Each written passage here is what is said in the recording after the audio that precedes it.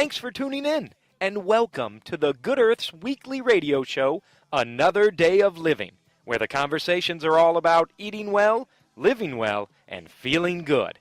And now, here's your host, Alex Litwack. Welcome back to part 2 of my interview with community herbalist Greg Monzel and the co-founder, along with his fabulous wife Colleen, of the Wild Persimmon School of Wellness. Hello, Greg. Hello, Alex. Thanks for having me in today. Yep. Well, we ended on a different sort of note. We talked about mental health and wellness, and your recommendation, which I wholeheartedly support for everybody, to get help when they need it. Whether it be with a therapist, some sort of counselor, meditation, to really look inward. Because when you look inward, you have a better chance of feeling well in all parts of your life. Absolutely, absolutely. Our issues become our tissues, as they say, and if we leave these, unresolved thoughts or regret or feelings that we have open in our life and we don't deal with these things, then they will definitely come out in some type of physical problem for you later, whether that's making you susceptible to opportunistic infections like shingles, or if that makes you more reactive to things in your environment like an autoimmune disease. Our stress and internal workings are really a huge part of how our physical body manifests. Let's talk about a young person who experiences trauma in their life. Okay.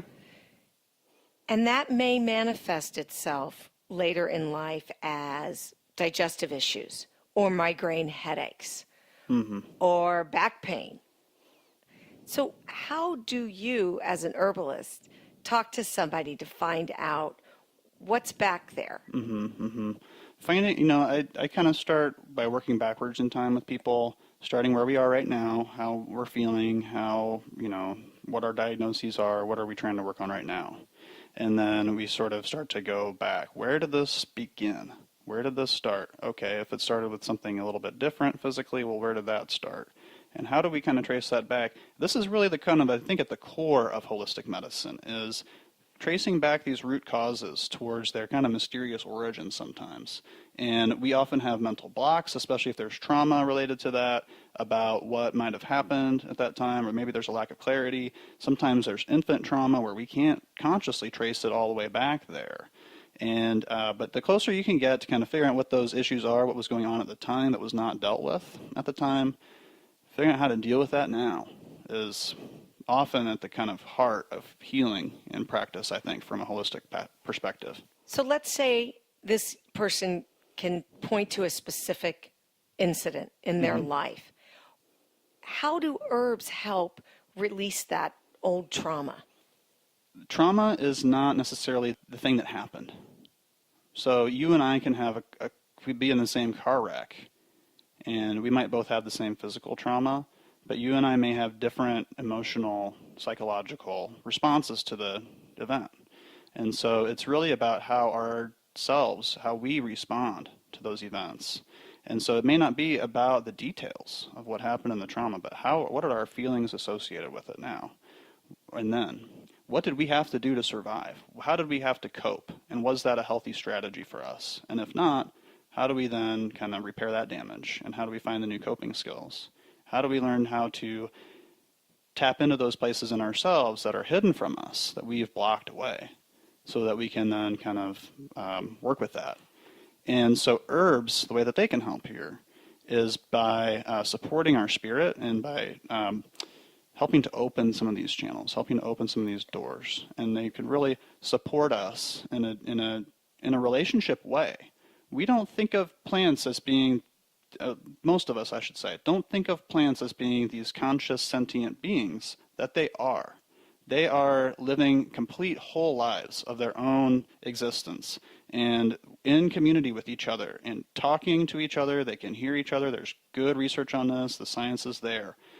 The plants are talking all around us and communicating with each other and sharing chemicals and nutrients and feelings. And so we don't know where in their tissues that happens quite yet, but it's definitely happening. And they can communicate with us just the same. It sounds crazy. It sounds hooey-dooey. I know this from first-hand personal experience, and coming from a kind of skeptical, science-based background myself, I've really had to wrestle with this one. But now there's emerging science to support that this is not just personal experience. This is actually happening. I love that. I mean, it's Dr. Doolittle for the plants. It If is. you could talk to the plants, just imagine it. Right? And they are trying to talk to you all the time. And we have forgotten how to hear them. And this is going on all around us all the time, where the plants and the land and I think the clouds are trying to have a rich life and relationship and harmony with us. And because most of us in our culture here in America have come from different places, and we don't have the cultural legacy of these places, these real physical places that have an energy and have a community. We've forgotten how to hear these songs. And so the more that we can just sit and listen, the more that you can help to be a part of these communities and part of nature. We have this fallacy that we are somehow separate from nature. We call it civilization. We call it humanity. We have diagnoses now like nature deficit disorder.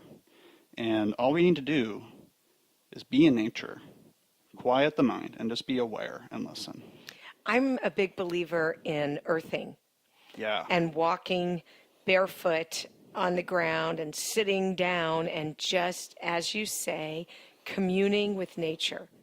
It's so primal Yes. and healthy Yes. for us. It's something that we've taken for granted for the 3 million years of human existence or whatnot from our hominid ancestors. We have taken this for granted. And only in the last, 50 or 100 years have we worn shoes with rubber soles where we can't feel the ground beneath our feet.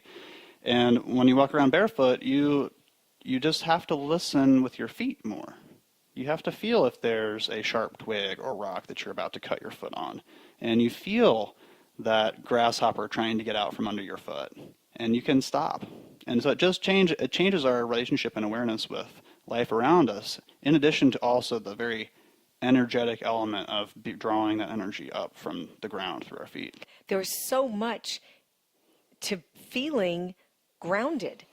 Because if you feel grounded, then whatever stress is swirling around you, or disease, or things that are coming at you that could add to you feeling out of balance, if you're grounded in yourself, then you're solid.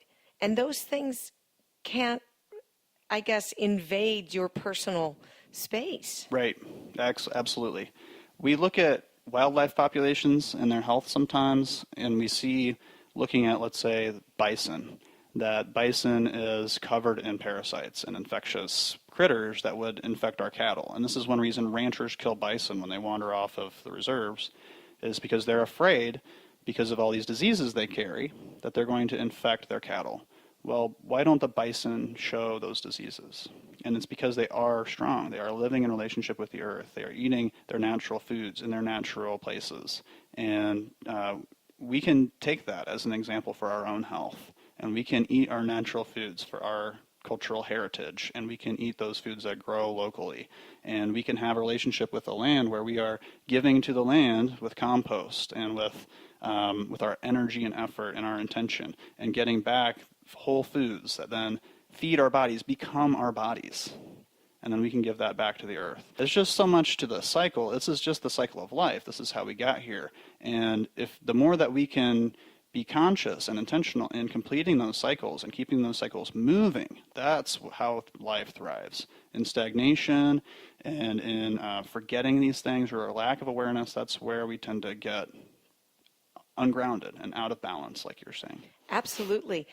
Let's say you've got somebody, whether it's trauma or not, but they're living in fear. They're just a fear-based person, and it's definitely started to get in their way because they've got some health issues. Do you treat that fear with herbs? I would look first at where it's coming from. So is this, what is the fear motivated by? What's it doing for the person? How is it serving them? And then how can maybe we meet that need better? And then, yes, there are plants that can help with the fear. But again, that's not necessarily the root. And so, you're kind of painting this, and I know this is an imaginary person, and it's hard to come up with these scenarios.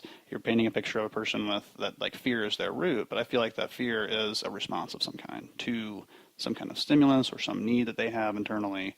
So just like if somebody came to me with inflammation, I'm going to say, well, that's not the root of what's going on here. We need to find why there's inflammation. Is your body producing more inflammation? It's doing it for some reason, right? So we can again try to go back to those root causes there. But there are certainly plants that can help with fear, yeah, and different stress patterns that people manifest. There are all kinds of wonderful nervine plants and adaptogen plants that can help us with whether we have anxiety or depression or we feel just a lack of groundedness. There are plants that can help us with those things. Often these were called ally plants, or plants that can affect consciousness a little bit, and they've been used throughout human history. There's good evidence that we've been using these plants for tens of thousands of years. Do you like working on those issues, the mental health issues? I like working with them a lot because I've had my own story and issues with mental health that plants have helped me with, and I've seen them work really well for other people. I've had quite a few, kids who have had issues in school where maybe they're just not adjusting well or coping well in school, or they can't focus and get their work done, who just a few little plants can really help make a difference for them. And what I see is that in a lot of cases, like I'll start with a tea for somebody, and they'll start drinking this tea, and they start to really like these plants. Wow, I feel better when I take these plants, and I really like these plants. What if I grew them? And then all of a sudden they're starting to grow a little bit of their own medicine. And then they're gathering their own medicine and they're making it fresh. And they're interacting with a plant in a different way, in a day-to-day basis where they're living side by side. And they're caring for the plant the way the plant is caring for them.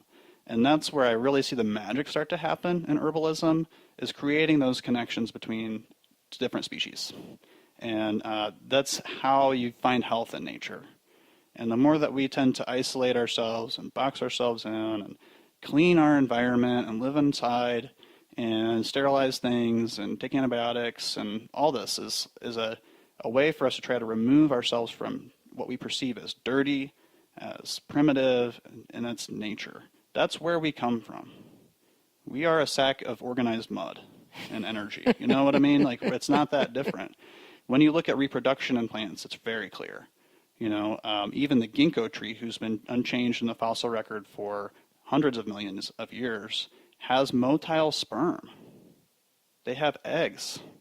They fertilize. It's just not that different. Life has all come from one common ancestor on Earth. And so we're all part of the same, we're all carved essentially from the same rock. We have gotten away from the earth in so many ways, not just with plants in general, but certainly our food supply. And, people go from their climate-controlled car to their climate-controlled workspace, back to their climate-controlled home, and that has an impact on how you feel as a human being. It does. When you interview people about things that they want in life and things that they might have as perceived needs, connection and community comes up all the time as being a top thing that people are seeking more of and looking for, especially in the last 20 years. It's been a big thing for Americans. We've lost a lot of connection and sense of community. Which leads me to another topic I wanted to discuss with you. So many people out there have autoimmune issues. Right. I mean, I would link that to many times past trauma. That's the issues in the tissues kind of thing, as well as stress, as well as having an issue, not addressing it in a root cause kind of way, and it just compounds over the years. And finally, your immune system says, ha ha, sucker, you're in big trouble. So let's pick an immune issue. Oh, boy. How about lupus?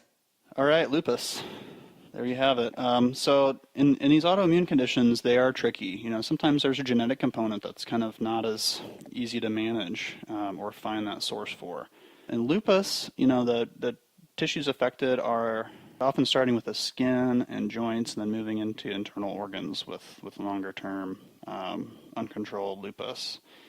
And the cells that are affected in terms of the immune system, the white blood cells that are involved, I believe are eosinophils or granulocytes. Anyway, they go after big organisms in the body, like parasites normally. Think worms. Think big stuff. Not like a fungal infection or bacterial infection. These things go after big critters. And malaria, fluke worms, tapeworms, those kind of things are what they're normally looking for. Because of this hygienic environment and lack of being out in nature, our bodies in most Americans just don't have to fight those kind of things. When was the last time you knew a friend that got a tapeworm infection? So those cells just don't have a job in our immune system anymore. And just like any other, person in our society who can't get good work, they're going to find something else to do to make a living, and so whereas a human being might turn to black market crime or something like that, your white blood cells turn to attacking other stuff that looks kind of like a worm or something to them, and so they can start to attack your tissues. There's been a lot of interesting research looking at Amish populations and autoimmunity that they don't, because they have a very similar genetic makeup to the general population, but they don't have the same level of prevalence of those conditions, especially with autoimmune conditions like allergies. And the hypothesis for this is the root of the hygiene hypothesis, where our over-cleansing, over-sterilization of our environment has led to amped up immune systems because they don't have enough to do, that then affect our bodies. And this is one thought on why autoimmune diseases are becoming so prevalent. So, for instance, my kid goes to a farm-based preschool. So every day he walks out in the barn where there's chicken poop, there's goats, there are ducks, there's a pig, there is lots of slop. Rainy days like today, that stuff goes all over the place. You can't just control where the poop flows. And that's No, gross to think about. But just like the Amish every day out there milking the cow and feeding the chickens that they have for their subsistence farming that they have to do for their culture, he's involved in some of those same kind of activities and getting those same kind of the immune system workout that his body needs that will hopefully help it be healthy in the long term. Yes, I've read some articles about the Amish and the fact that they have such exposure to all these other microbes. Mm-hmm. Their immune system is so much stronger. Right. And that makes such a difference. So they're not getting lupus and other autoimmune diseases in the Amish community. Right. It's like the bison versus the cow. Yeah. It seems as though everybody should at least have a goat. Oh, God. No? Have you ever had a goat? You ever had to care for a goat? They are the wiliest critters. They can jump out of enclosures. They're difficult creatures. But I do love goats. They're pretty cool. They're funny. They are funny. Yeah. Well, we could all get hens and laying hens so that we could all have our own eggs. Really, I think the lesson here is just go get dirty and be okay with that. Yes. Be okay with getting dirty and touching something that you might think of as filthy. You can wash your hands later. Don't put it in your mouth, but you can touch this stuff. It's okay. And so those small levels of exposure. Right. I'm not saying go eat out of a cow pasture. I'm saying just be flexible to go play and get dirty in the mud, in the river, wherever in nature. In nature, bacteria are everywhere and fungi are everywhere, just like in our bodies normally. They are all over the place. And so you don't have to go out of your way to get those things. You don't have to have a goat. All you have to do is go dig in the garden. In part one, we talked about shingles, and you actually had a bit of a protocol of herbs that you use. So for lupus, again, do you have specific herbs that you like to use when somebody has that issue? It's a little bit different because in shingles you have this acute manifestation of a chronic long-term viral infection, and that's what you're trying to deal with in the moment. And then in the long term, you can support someone's stress level to keep it from coming back.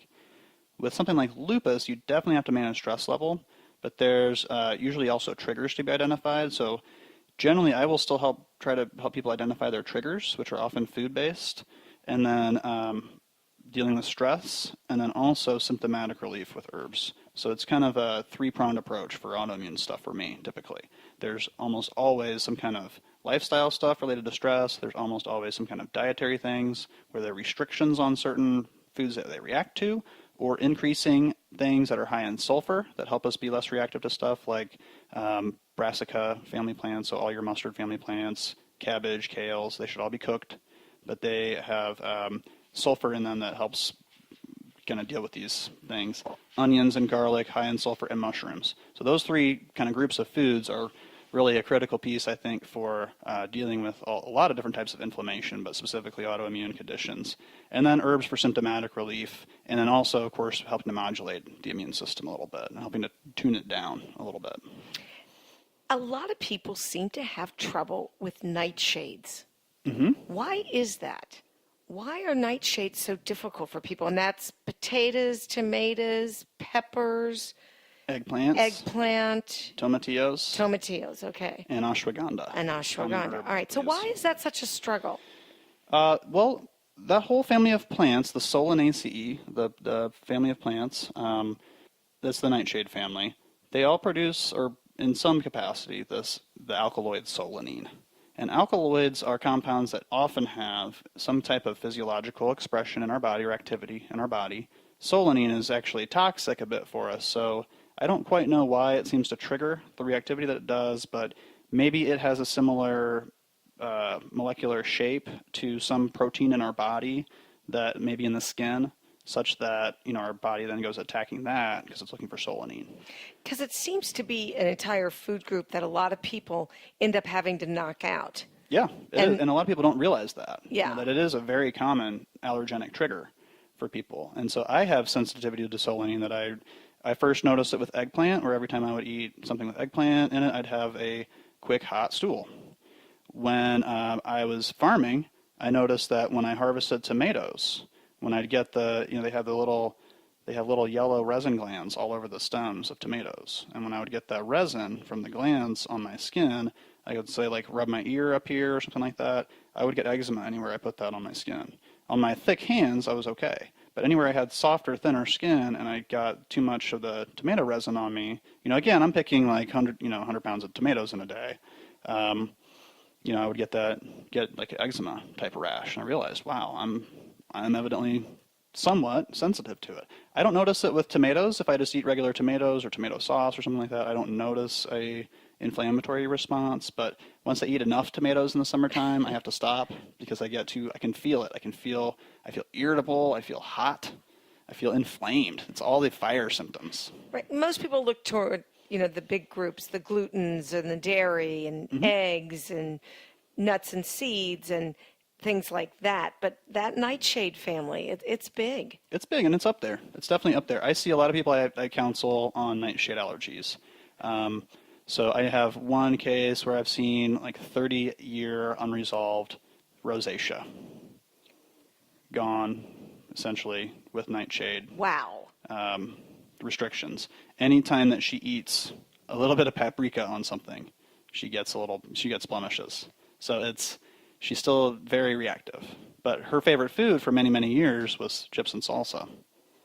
So she kind of fed into it. And for a lot of us, especially fire nature people, we like the stimulation of those kind of fiery things. And so, for me, even though I'm a little reactive to tomatoes, I like to eat them because it feels good to me in some way. It's a funny thing about food sensitivities and allergies because sometimes you're allergic and sensitive to the things that you really don't like at all.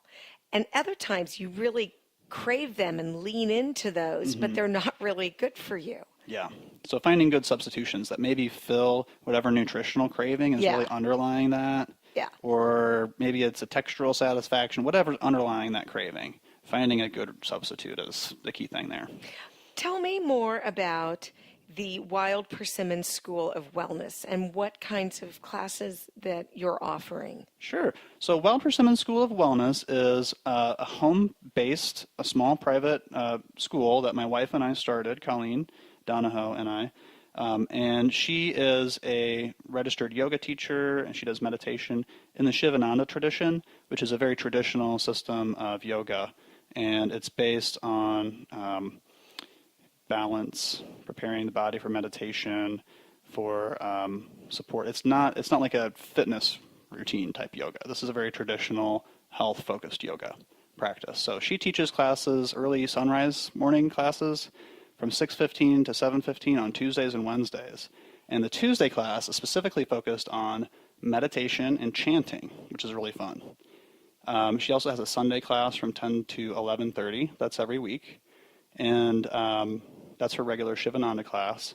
I teach classes on herbal medicine making, and then I have one coming up this month that will be July 22nd from 2 to 4 p.m.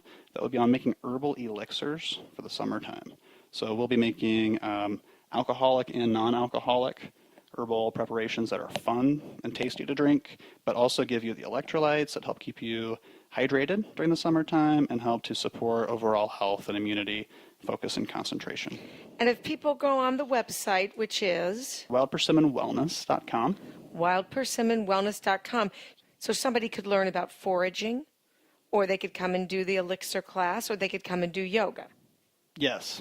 So All right. You can also find us on Facebook by following Wild Persimmon Wellness, and also on Instagram. Greg Monzel, a wealth of information and fun. I deeply appreciate you taking the time to share your knowledge with us to help keep all of us grounded and for being a part of this show. Well, thank you so much for this conversation. This was lovely. I appreciate having you here. Mrs. Gray, she's proud today because the roses are in bloom.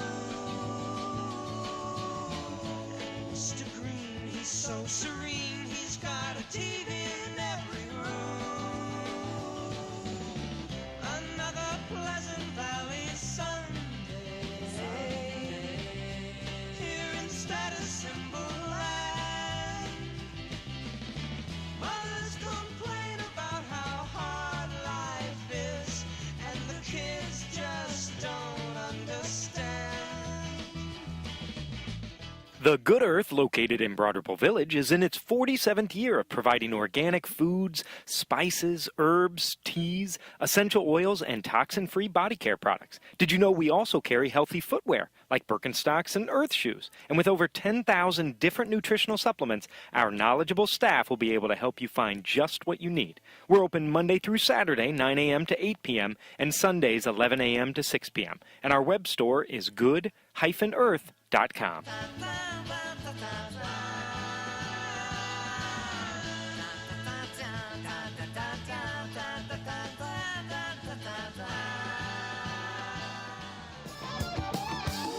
I can't be bothered with sorrow, and I can't be bothered with hate, no, no. I'm using up my time for feeling fine every day, yeah. That's why I'm telling you, I just want to celebrate. That's our show. Join me next week when my guest is one of my all-time favorite Good Earth staffers, Deb McClure Smith. If you've missed a show, you can find it at goodearthradio.com. And don't forget, you can follow us on Facebook, Twitter, and Instagram. Thanks so much for tuning in. This is Alex Litwack. Have a great week. The happiest half hour of your day has been brought to you by the Good Earth Natural Food Company, keeping Indy healthy since 1971.